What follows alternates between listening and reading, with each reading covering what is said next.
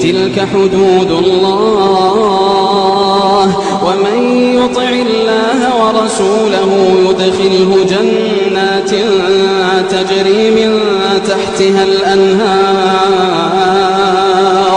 ومن يطع الله ورسوله يدخله جنات تجري من تحتها الأنهار خالدين فيها وذلك الفوز العظيم